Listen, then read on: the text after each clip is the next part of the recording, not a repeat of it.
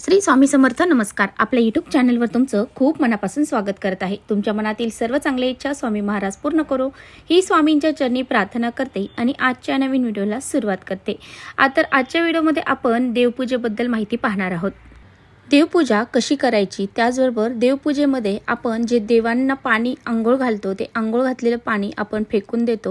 जर तुम्ही असं करत असताल, तुम्ही देवपूजा केल्याच्या नंतर देवांना आंघोळ घातलेलं पाणी फेकून देत असताल, तर नक्की हा व्हिडिओ संपूर्ण पहा. तुमच्यासोबत काय घडत आहे, तुम्ही कोणती चूक करत आहात किंवा तुम्हाला आयुष्यभर पश्चाताप करावा लागणार नाही, यासाठी हा व्हिडिओ संपूर्ण पहा. हा व्हिडिओ कुठे स्किप न करता शेवटपर्यंत नक्की पहा, जेणेकरून तुमच्यापर्यंत योग्य ती माहिती पोहोचेल. आपल्या चॅनलवर जर नवीन असाल तर चॅनलला सबस्क्राईब करा आणि असेच नवनवीन माहितीपूर्ण व्हिडिओ पाहण्यासाठी बेल आयकॉनला प्रेस करा, म्हणजे मी जेव्हा कधी नवीन व्हिडिओ अपलोड करीन त्याचं नोटिफिकेशन सर्वात अगोदर तुम्हाला भेटेल आणि तुम्ही एकही व्हिडिओ मिस करणार नाही. त्याचबरोबर खाली कमेंट्समध्ये श्री स्वामी समर्थ लिहायला अजिबात विसरू नका. व्हिडिओ माहितीपूर्ण वाटला तर आपल्या मित्रपरिवारांसोबत नक्की शेअर करा. देवपूजा करणं म्हणजे फक्त अगरबत्ती ओवाळणे, दिवा लावणे किंवा देवांना अंघोळ घालणे एवढंच नसतं, तर देवपूजा ही अगदी मनातून श्रद्धेने आणि भावनेने करायची असते. त्याचबरोबर काही चुका असतात तर त्या देवपूजेमध्ये करायच्या नसतात. देवपूजेचं महत्त्व हे आध्यात्मिक आणि वैज्ञानिक या दोन्हीही आहेत. आध्यात्मिक महत्त्व म्हणजे घरामध्ये सकारात्मक ऊर्जा निर्माण होते, घरामध्ये अगदी प्रसन्न वाटतं. त्याचबरोबर घरातील जी नकारात्मक ऊर्जा आहे ती नष्ट होते. त्याचबरोबर आपल्या घरामध्ये सुख, शांती, समृद्धी, घरामधील जे दोष असतील, अडचणी असतील त्या दूर होऊन जातात, पितृदोष दूर होतो. त्याचबरोबर वैज्ञानिक महत्त्व म्हणजे ज्यावेळेस आपण मंत्र उच्चारण करतो तर आपल्या मेंदूला वेगळी चालना मिळते, म्हणजेच आपले मेंदू जो आहे तो शांत होतो आणि आपल्या मनाला प्रसन्न वाटायला सुरुवात होते. आता पूजा करताना ज्यावेळेस आपण पूजा करतो त्यावेळेस आपण बऱ्याचशा गोष्टी ह्या पाळत नाही, म्हणजेच बरेचसे चुका आपण करत असतो. त्यामागे आपण आंघोळ न करता पूजा करणं, शरीर अशुद्ध असेल तर मन सुद्धा अशुद्ध राहते, म्हणजेच आपलं मन पवित्र होत नाही. त्याचबरोबर देवासमोर रडणे, तक्रार करणे, त्याचबरोबर खोटे बोलून पूजा करणे. त्याचबरोबर आपण जे खोटे बोलतो आणि या खोटे बोलण्यामुळे आपले जे काही पूजा आहे तर ती पूजा सफल होत नाही. देवांना भाव कळतो, त्यामुळे आपण जे काही बोलतो ते सुद्धा व्यवस्थित आणि सत्य असावे. देवांना अंघोळ घालणे म्हणजे देवांना अभिषेक घालणे, तर देवांच्या पंचतत्वांची पूजा करणे. ज्यावेळेस आपण पूजा करतो, अभिषेक घालतो, त्यावेळेस आपण एक प्रकारचे जे ग्रहदोष आहे, त्याचबरोबर पितृदोष असेल, त्याचबरोबर कर्मदोष असेल तर तो दूर होण्यास मदत होतो. तर पहा, देवांना अंघोळ घालण्याची वेळ सुद्धा खूप महत्त्वाची असते. सकाळी सूर्योदयापूर्वी किंवा तुम्ही ज्या वेळेस पूजा करता त्यावेळेस पाणी घेताना हे स्वच्छ घ्यायचं आहे, पिण्याचं पाणी तुम्हाला घ्यायचं आहे. त्याचबरोबर दूध, दही, साखर, मध यासारखे जे पंचामृत आहे ते घ्यायचं आहे. त्याचबरोबर साधं पाणी घेतलं तरी चालेल. आता पहा, या पंचामृताने आपण देवांना अभिषेक घालत असतो आणि अभिषेक घालत असताना आपण जे काही गोष्टी वापरतो, आता काही वेळेस आपण प्लॅस्टिकचा वापर करत असतो, म्हणजेच प्लॅस्टिकच्या बॉटलमधून अभिषेक करणे किंवा मनात राग असताना अभिषेक करणे, त्याचबरोबर मनात भाव नसताना पूजा करणे. त्याचबरोबर देवांना अंघोळ घातल्याच्या नंतर जे काही पाणी आहे तो सुद्धा ते फेकून द्यायचे की नाही हे सुद्धा महत्त्वाचे आहे. खरं तर देवांना अंघोळ घालणे म्हणजे हे एक प्रकारचं देवांना फक्त धुवून ठेवणे असं नाही, तर ती एक प्रकारची ऊर्जा असते. आपल्या घरातील जे दोष आहे ते दूर करण्यासाठी, त्याचबरोबर आपल्या घरामध्ये सुख, शांती, समृद्धी निर्माण होण्यासाठी देवांना अंघोळ घालायची असते. बऱ्याच वेळा काय होतं की आपण काय करतो, सर्व देव एकत्र ताटामध्ये घेतो किंवा जे घंगाळ असतं तर त्यामध्ये सर्व देव एकत्र करतो आणि त्या देवांवरती सर्वांवरती एकत्र पाणी टाकतो. तर असं आपल्याला अजिबात करायचं नाही. आता आपण स्वतःच अंघोळ करताना कोणतंही पाणी म्हणजे कुणाचंही पाणी उरलेलं आपण स्वतःच्या अंघोळीसाठी घेतो का, तर अजिबात नाही. तर आपण सुद्धा दुसरं उष्ट पाणी अंघोळीला घेत नाही, उरलेलं पाण्यात अंघोळ करत नाही, तर आपण आपल्या देवांना एकत्र एकमेकांचं उष्ट पाणी अंघोळीला देत असतो. आणि ह्या चुका सर्व घरांमध्ये, बऱ्याचपैकी घरांमध्ये, जवळजवळ 80% घरांमध्ये ह्या ज्या चुका आहेत तर त्या घडत. तर एकत्र जर आपण सर्व देव केले आणि एकत्र ताटामध्ये किंवा घंगाळ्यामध्ये आपण देवांना अंघोळ घातली तर त्याचे दोष आपल्याला खूप मोठ्या प्रमाणात लागत असतात.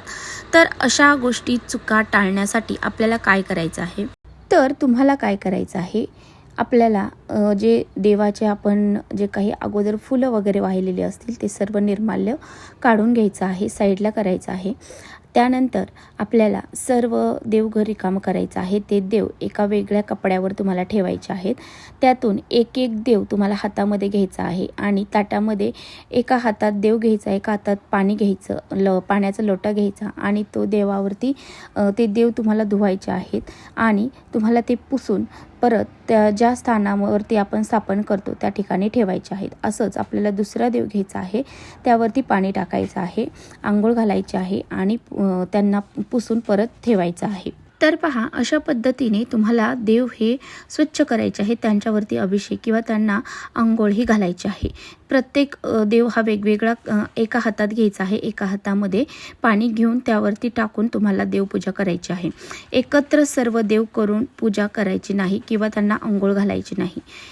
याने आपल्याला खूप मोठे दोष लागतात आणि हे दोष टाळण्यासाठी ही एक महत्त्वाची चूक जी आहे ती आपल्याला अजिबात करायची नाही. बऱ्याच वेळा आपण जे अंघोळीचं पाणी आहे, देवांना घातलेल्या अंघोळीचं पाणी आहे, तर ते इतरत्र फेकत असतो आणि त्याचे दोष आपल्याला लागत असतात. बऱ्याच वेळा आपण हे पाणी कुठे फेकून देतो यावरती हे दोष जे आहेत तर ते अवलंबून असतात.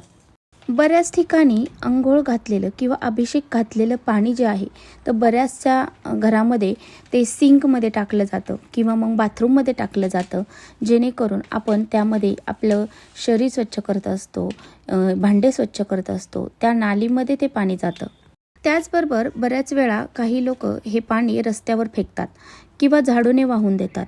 अशा बऱ्याच वेळा ह्या चुका आपण केल्यामुळं आपल्याला भरपूर असे दोष लागलेले असतात.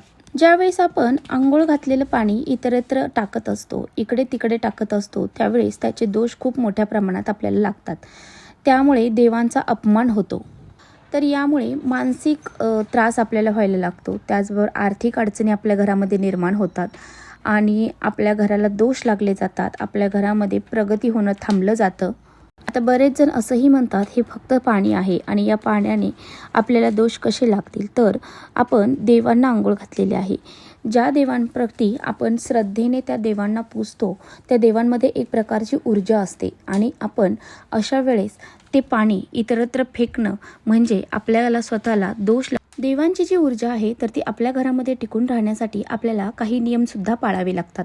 आता तुम्ही हे पाणी कुठे टाकू शकता, तर हे पाणी तुम्ही तुमच्या घरामध्ये एखादं झाड असेल तर त्या झाडाला टाकू शकता. तुळशीला पाणी हे चुकूनही टाकायचं नाही, कारण ते देवांच्या अंघोळीचं उष्ट पाणी असतं आणि तुळशी मातासुद्धा एक देवच आहे, देवी आहे, लक्ष्मीचं प्रतीक तिला मानलं जातं. त्यामुळे तुळशीमध्ये तर अजिबात टाकायचं नाही.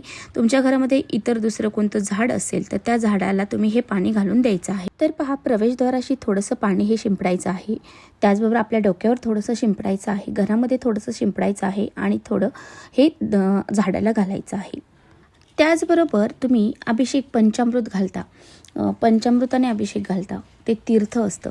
तर ते तीर्थ तुम्ही घरामध्ये ठेवू शकता का, तर हो, तुम्ही ते घरामध्ये ठेवू शकता, परंतु ते जास्त दिवस ठेवता कामा नये, कारण जास्त दिवस ठेवल्याने ते खराब होऊ शकतं.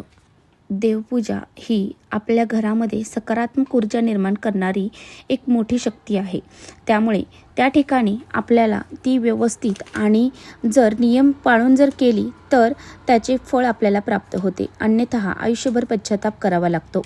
देव हे आपल्या घरातील एक सदस्य आहेत आणि त्यांना आपण जसं घरामध्ये राहतो त्याच पद्धतीने देवांचं सुद्धा काही नियम वगैरे पाळून काही शिस्त असते, तर ती करूनच आपण आपल्या देवांची पूजा ही करायची असते.